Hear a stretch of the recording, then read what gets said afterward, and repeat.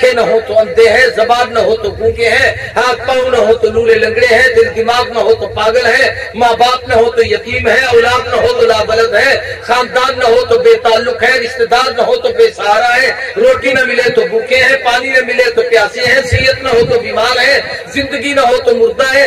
یہ الحمدللہ رب العالمین والصلاة والسلام علی سید الانبیاء والمرسلین وعلى آلہ واصحابہ الطیبین الطاہرین، اما بعد فاعوذ باللہ من الشیطان الرجیم، بسم اللہ الرحمن الرحیم،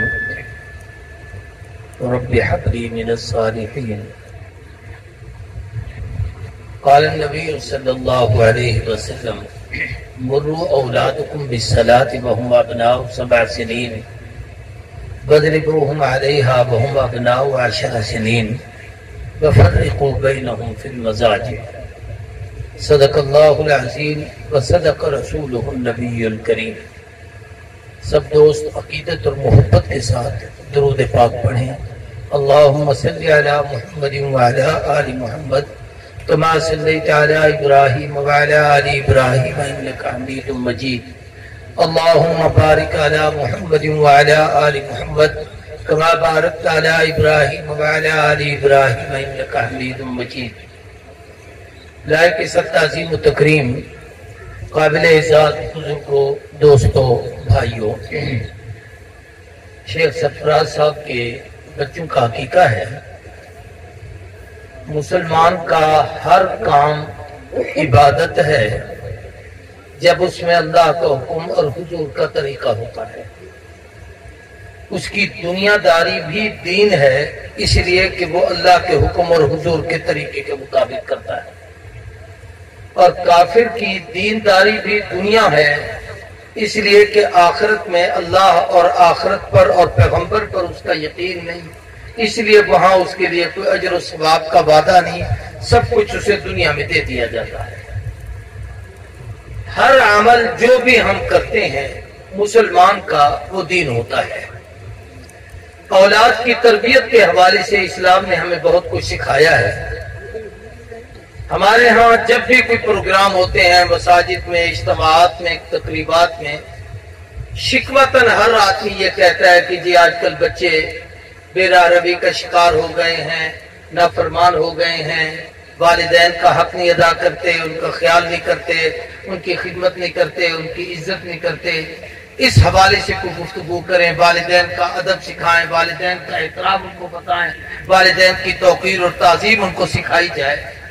یہ ساری باتیں درست ہیں، لیکن سوال یہ ہے کہ کیا کبھی ہم نے یہ بھی سوچا کہ بچہ تو اپنے ماں باپ کا حق ادا کرے، بچہ تو اپنے ماں باپ کی خدمت کرے، بچہ تو اپنے ماں باپ کا لحاظ کرے، بچہ تو اپنے ماں باپ کی تعظیم کرے، کیا والدین کے ذمے بھی کوئی کام ہے کہ وہ اپنے بچے کی تربیت کیسے کرے؟ یہ اس کو مطالبے کا حق حاصل ہے اس ماں باپ کو جو اپنے اولاد کی تربیت صحیح کر چکا ہو، پھر اولاد نافرمان ہو تو وہ یہ کہے کہ میں نے تو اپنی طرف سے پوری تربیت کی تھی، بیٹا نافرمان ہو گیا، اس کے لیے دعا کریں۔ جب ہم نے اس کا حق ادا نہیں کیا تو ہمیں اس سے مطالبے کا بھی حق نہیں کہ وہ ہمارا حق ادا کرے۔ اس لیے اس نشست میں میں والدین کے حقوق بتانے کی بجائے والدین سے عرض کرنا چاہتا ہوں کہ ہمیں اپنی اولاد کی تربیت کیسی کرنی ہے، اس حوالے سے قرآن و سنت کی روشنی میں ہمیں کیا سبق ہے اور کیا حکم دیا گیا ہے۔ شادی کا سب سے بڑا مقصد اسلام نے نیک اولاد بتایا ہے کہ نکاح اس لیے کیا کرو تاکہ تمہارے قبائل، تمہارے رشتے، تمہارا خاندان بڑھے۔ انا جعلناکم شعوبا وقبائل لتعارفوا، ہم نے یہ خاندان بنائے اس لیے تاکہ تمہارا تعارف ہو، ورنہ جانور بھی بچے دیتے ہیں، ان کے حسب و نسب کو کوئی نہیں پہچانتا۔ انسان ہے جس کی برادری کا تعین ہوتا ہے، خاندان کا تعین ہوتا ہے، اس کے حسب و نسب کا تعین ہوتا ہے، اس کے لیے رشتے کا انتخاب ہوتا ہے، پھر اس رشتے میں نکاح کی زندگی کا ایک انتخاب ہوتا ہے۔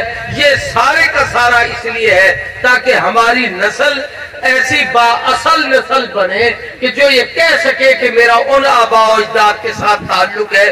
یہ تعلق بتانے کے لیے اسلام اس رشتے کا اہتمام کراتا ہے. پھر اسلام نے ہمیں سکھایا ہے کہ اللہ سے اولاد کو مانگو. انبیاء علیہ الصلوۃ والسلام کی دعائیں اس میں موجود ہیں. جناب سیدنا زکریا کی دعا ہے رب لا تذرنی فردا وانت خیر الوارثین.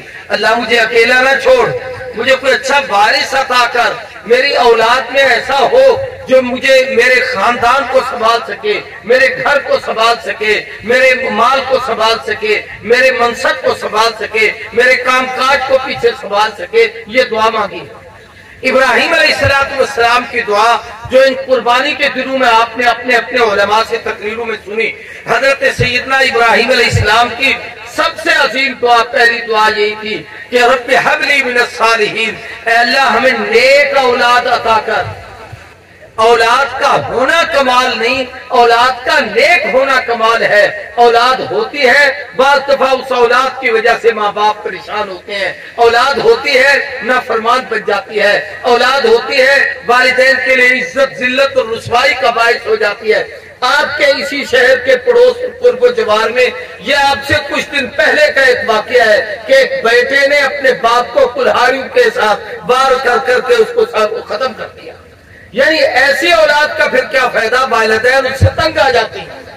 اس لیے دعا مانگیے ہب لی من الصالحین، نیک اولاد دے جو میری بھی نیک نامی کا باعث ہو، وہ بھی نیک کام کرے اور اس کی وجہ سے وہ نیک کام میرے لیے صدقہ جاریہ بن جائیں. وہ جب اچھے کام کریں گے، اولاد جب بھی کوئی نیکی کرتی ہے، والدین کی ایصال ثواب کی نیت کرے نہ کرے، اولاد کی ہر نیکی کا اجر والدین کے حصے میں لکھا جاتا ہے. وہ نماز پڑھے تو والدین کے حصے میں لکھی جائے گی، تلاوت کرے تو والدین کے حصے میں لکھی جائے گی، عبادت کرے تو والدین کے حصے میں لکھی جائے گی. ہر نیکی اولاد کی والدین کے حق میں جاتی ہے. اللہ تبارک و تعالیٰ جو امید کرا دیتے ہیں اور تو عمل ٹھہر جاتا ہے. اب حکم ہے کہ اس عمل کو گراؤ نہیں. اور بڑی سختی سے قرآن مجید نے اس حوالے سے فرمایا لا تقتلوا اولادکم خشیۃ املاق، رزق کی تنگی کی وجہ سے اولاد کو نہ ضائع کیا کرو. اس لیے نہ مار دو کہ بھئی بچہ ہو جائے گا، اتنے بچے پہلے ہیں اور ہو گیا، ان کو کمائیں گے کہاں سے، دیں گے کہاں سے، کھلائیں گے کیسے، کام کاج کیسے کریں گے. جو بھیج رہا ہے رزق کا ذمہ بھی اس کے پاس ہے. وما من دابۃ فی الارض الا علی اللہ رزقها، جو بھیج رہا ہے اس نے اپنے ذمہ لیا ہے. جتنے دن اس نے اس جہان میں جینا ہے، رہنا ہے، اس کا کھانا بھی اس مالک کے ذمہ ہے، پینا بھی اس کے ذمہ ہے. زندگی کے تمام معاملات اللہ نے اپنے سپرد کیے ہوئے. اور پھر جس وقت اللہ بچہ عطا کرتے ہیں تو غیر مسلموں اور مسلمانوں کے بچوں میں ایک خاص امتیاز ہے. سب سے پہلا امتیاز ہے کہ مسلمان کا بچہ جو ہی پیدا ہوتا ہے سب سے پہلے اس کو غسل دیا جاتا ہے، تاکہ پڑھایا اور سکھایا جاتا ہے کہ تم ماں کے پیٹ میں تھا، گندا پانی کا قطرہ تھا، اس گندے سے قطرے پہ تیرا سر سے پاؤں کا پورا وجود بنا ہے. اب تو دنیا میں آیا ہے تو یہ دنیا بھی نجاست اور آلودگی کا ایک جگہ ہے.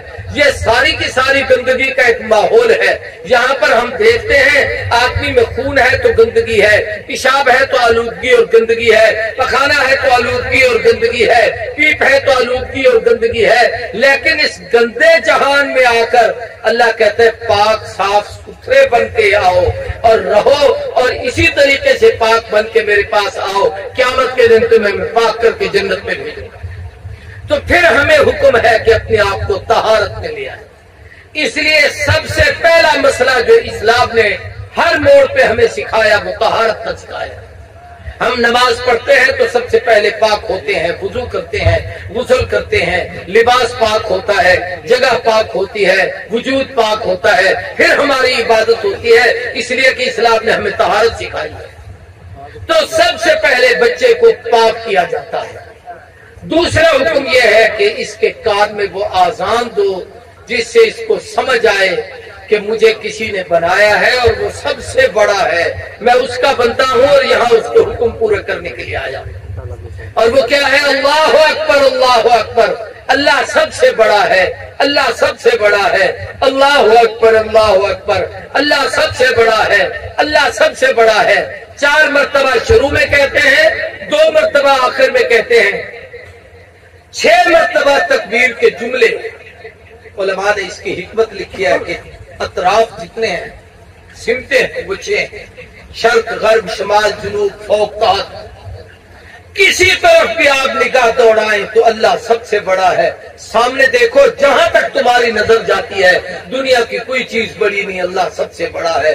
دائیں نظر ڈالو تو کوئی چیز بڑی نہیں، اللہ سب سے بڑا ہے۔ بائیں نگاہ ڈالو تو کوئی چیز بڑی نہیں، اللہ سب سے بڑا ہے۔ پیچھے نظر ڈالو تو کوئی بڑا نہیں، اللہ سب سے بڑا ہے۔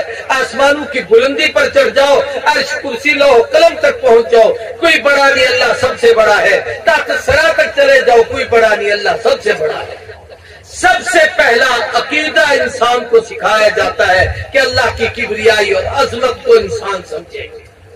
قرآن مجید میں سورہ لقمان کے 2 رکوع میں پورا ایک رکوع ہے تربیت اولاد کا۔ وَإِذْ قَالَ لُقْمَانُ لِابْنِهِ وَهُوَ يَعِظُهُ قَالَ يَا بُنَيَّ لَا تُشْرِكْ بِاللَّهِ إِنَّ الشِّرْكَ لَظُلْمٌ عَظِيمٌ۔ حضرت لقمان نے اپنی اولاد کی تربیت کس طریقے سے کی، اس میں 10-12 وصیتیں اور نصیحتیں ہیں جو حضرت لقمان نے اپنے بیٹے کو کہی تھی۔ وَهُوَ يَعِظُهُ، اس کو نصیحت کی، واعظ کیا، سمجھایا۔ ان میں سب سے پہلی بات یہ سمجھائی کہ ان الشرک لظلم عظیم، اللہ ہم سب کا خالق ہے، مالک ہے، رازق ہے، اس نے پیدا کیا ہے، اس نے ہمیں بنایا ہے، سنوارا ہے، سنگارا ہے، سر سے پاؤں تک وجود عطا کیا ہے۔ آنکھیں نہ ہو تو اندھے ہیں، زبان نہ ہو تو گونگے ہیں، ہاتھ پاؤں نہ ہو تو لولے لنگڑے ہیں، دل دماغ نہ ہو تو پاگل ہے، ماں باپ نہ ہو تو یتیم ہے، اولاد نہ ہو تو لابلد ہے، خاندان نہ ہو تو بے تعلق ہے، رشتہ دار نہ ہو تو بے سہارا ہے، روٹی نہ ملے تو بھوکے ہیں، پانی نہ ملے تو پیاسے ہیں، صحت نہ ہو تو بیمار ہے، زندگی نہ ہو کیسے سفید بال، یہ ابراہیم علیہ السلام کی یاد ہے۔ بغلوں کے بال صاف کرانا، بچوں کا ختنہ کرنا، یہ ابراہیم علیہ السلام کی یاد ہے۔ یہ ساری 60 باتیں ہیں کتابوں میں جو ابراہیم کی ملت کی تھیں، جو اللہ نے عطیہ کے طور پر حضور کی امت کو عطا فرمائی۔ ملت اس کو کہتے ہیں جن کے اصول ایک ہوں، امت اس کو کہتے ہیں جس کے فروع ایک ہوں۔ آقا ابراہیم کی ملت میں ہیں، ہم حضور کی امت میں ہیں۔ ہم ملت ابراہیم کی ہیں، ہم امت محمد کریم کی ہیں۔ حضرت ابراہیم نے حج کیا تھا، حضور نے بھی کیا، لیکن جو ترتیب ہمیں رسول نے بتائی ہم اس کے مطابق حج کرتے ہیں۔ قربانی ابراہیم نے بھی کی، محبوب نے بھی کی، یہ ملت کا کام تھا جو ابراہیم نے جس ترتیب سے کی ہے، محبوب نے ہمیں حضور نے جیسے کر کے بتائی ہے، جتنے اس کے دن رکھے ہیں، جو اس کے ذبح کرنے کا طریقہ بتایا ہے اس کے مطابق کرنا ہے۔ یہ ہم حضور کی امت کے مطابق کام کر رہے ہیں۔ ان میں سے بچے کا عقیقہ کرنا یہ ابراہیم کی ملت میں ہے، حضور کی امت میں ہے، یہ اولاد کی تربیت ہے۔ پھر جب یہ بچہ بولنا سیکھتا ہے تو حدیث میں آتا ہے کہ بچے کو سب سے پہلے اللہ کا نام یاد کرنا۔ اللہ یہ اتنا آسان نام ہے۔ صحیح بات یہ ہے کہ گونگا بچہ کچھ بھی نہ بول سکتا ہو تو وہ زبان اور منہ کے لہجے کو دیکھ کے وہ بھی اللہ توتری سی زبان سے کہہ ہی دیتا ہے۔ یہ اتنا حسین ترین اور خوبصورت اور آسان ترین نام ہے جو سب کی زبان پر آتا ہے، اللہ کا نام سے۔ اس طریقے سے اس کو کلمہ توحید لا الہ الا اللہ سے حدیث میں آتا ہے، نبی کریم صلی اللہ علیہ وسلم نے پیدائش کے وقت جو آپ کی زبان سے کلمے جاری ہوئے تھے اور سیدہ آمنہ نے سنے تھے، ایک تو اللہ کی توحید کا کلمہ تھا اور دوسرا امت کی ہدایت کی دعا تھی کہ اللہ میری امت کو ہدایت عطا۔ ایسے ہی رسول اللہ نے جب بولنا شروع کیا تو سب سے پہلا بول جو حضور کی زبان فیض ترجمان سے نکلا وہ اشہد ان لا الہ الا اللہ، اللہ کی وحدانیت کا اعلان۔ تو بچوں کو کی تربیت کے لیے یہ ضروری ہے کہ ان کو اللہ کی توحید سکھائی جائے۔ تربیت کے لیے یہ ضروری ہے کہ ان کو اچھے الفاظ، اچھے نام، اچھی چیزیں ان کو سکھائی جائیں۔ پھر حضور اکرم صلی اللہ علیہ وسلم نے بچوں کی تربیت میں فرمایا، मुर्रू औलादुकुम बिस्सलाति वहुम अबनाउ सबअ सिनीन, बच्चा 7 साल का हो उसे नमाज के लिए कहो और बेटा मस्जिद में नमाज पढ़ने के लिए। बच्चों को साथ लेके आया करें, मस्जिद में नमाज में उनको अपने साथ खड़ा किया करें, उनको नमाज की आदत डलवाया करें, उनका मिजाज बनाया करें। आज हम बच्चे को मसरूफ करना हो तो सबसे पहला काम यही करते हैं कि मोबाइल उठाकर उसको दे देते हैं ताकि वो उस पर खेलता रहे, हमारे साथ कोई बात न करे। तो जिस बच्चे की तरबियत की इब्तिदा ये होगी, सोचिए कि वो वालिदैन का अदब या एहतराम क्या करे। तो मैं अर्ज कर रहा हूं कि हुक्म दिया गया कि उनको नमाज वज़रिबूहुम अलैहा वहुम अबनाउ 10 सिनीन। जब बच्चा 10 साल का हो जाए तो फिर हुक्म ये है कि उसे मार कर नमाज पढ़ो। मारने से मुराद यूं नहीं है कि डंडा उठा लो उसकी पिटाई, मतलब यह है कि आप निगाह की सख्ती उस पर ऐसा करें या हाथ से हल्का फुल्का जैसे बच्चों को समझाने के लिए कुछ किया जाता है, इस तरीके से उनकी तरबियत के तौर पर उनको नमाज सिखाएं। यूं नहीं कि वो खेल रहे हैं, बैठे हुए हैं, अच्छा जी बच्चे हैं, सो रहे हैं तो बच्चे हैं, हम उठ के नमाज के लिए गए उनको नहीं उठा कर ले गए, हमने पढ़ी उनको नहीं पढ़ाया, तो हमने बच्चों का हक नहीं अदा किया। जब हम अपने बच्चों को नहीं सिखाते, ये अपने बच्चों को आगे क्या सिखाएंगे? तो हमें ये हुकूक अदा करने चाहिए। नबी करीम सल्लल्लाहु अलैहि वसल्लम की आदत शरीफा थी, बच्चों से बेपनाह मोहब्बत करते थे। जनाब सैयदना हसनैन करीमैन दोनों शहजादे रसूलुल्लाह के नवासे हैं, हुजूर की गोद में पले हैं। वो बताते हैं कि हमें रसूलुल्लाह ने कितनी चीजें सिखाई थी। हैरान कुन बात है, हजरत सैयदना हसन और हुसैन दोनों फरमाते हैं कि अल्लाह के महबूब ने हमें बिस्मिल्लाहिल्लज़ी ला यज़ुर्रु मा इस्मिही शैउन फिल अर्दि वला फिस समाई वहुव अस्समीउल अलीम। ये हदीस में एक दुआ है, सुबह को 3 मरतबा, शाम को 3 मरतबा। हदीस में आता है जो आदमी पढ़ ले उस पूरा दिन हशरातुल अर्ज़, कीड़े मकोड़े, सांप बिच्छू, इस किस्म की तकलीफ से वो आदमी महफूज होगा, हर किस्म के हादसे से बच जाएगा। हजरत हसन और हुसैन कहते हैं हमें रसूलुल्लाह ने सिखाया, फरमाया दाएं हाथ से खाने का तरीका हमें हुजूर ने सिखाया। सादात हैं हम लोग ज़कात का माल नहीं खाते, सदके का माल नहीं खाते। हुजूर ने हमारे हलक में उंगली डाल के खाया हुआ माल बाहर निकलवाया। ये महबूब ने हमारी तरबियत की थी, रसूलुल्लाह ने हमें सिखाया।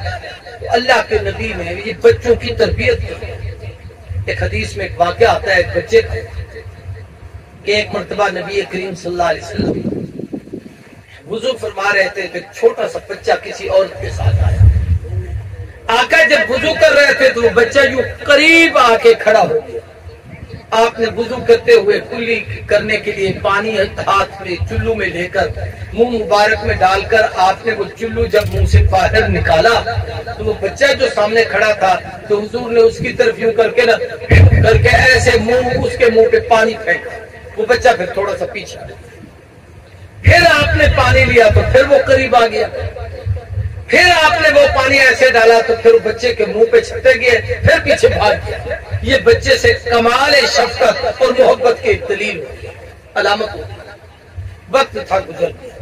यही बच्चा जब बूढ़ा हो गया तो उससे किसी ने पूछा कि तुमने हुजूर का जमाना भी पाया था? आज जैसे जो बूढ़े या बड़ी उम्र के हो गए तो इनसे आदमी पूछता है कि तुमने फलाने बुजुर्ग का दौर देखा था, तुमने फलाना जमाना देखा था, हम पुरानी मंडी में होते थे फलां दौर देखा था, उस जमाने में हमारे दौर में फलां बुजुर्ग होते थे, वो दौर उनको देखा था। ऐसे उससे बच्चे से भी किसी ने पूछा कि तेरी उम्र कितनी है, तूने हुजूर को देखा था? तो उसकी आंखों में आंसू भर रहा है। उसने कहा सिर्फ देखा नहीं, मैं वो खुशनसीब हूँ जिसे अल्लाह के महबूब ने अपना कुर्ब दिया था और हुजूर के मुंह मुबारक का पानी मेरे चेहरे पे आया था, आपने कुल्ली करते हुए पानी मुंह पे डाला। यानी इतनी मोहब्बत हुजूर ने बच्चों के साथ सिखाई। एक खातून किसी बच्चे के साथ हुजूर सल्लल्लाहु अलैहि वसल्लम की खिदमत में आई। उसने आते साथ ही हुजूर सल्लल्लाहु अलैहि वसल्लम वुज़ू फरमा रहे थे और वो बच्चों की आदत होती है कि मसलन कोई आप किसी बच्चे को उठाए ना तो किसी ने ऐनक पहन रखी हो तो बच्चे की आदत होगी ऐनक में हाथ डालेगा। दाढ़ी वाला कोई आदमी बच्चे को उठाए तो उसकी आदत होगी दाढ़ी में हाथ डालेगा। बच्चे का एक मिजाज होता है। تو اس بچے نے یوں سیر کرے، یوں پھرتے پھرتے حضور اکرم صلی اللہ علیہ وسلم کی دائیں کندھے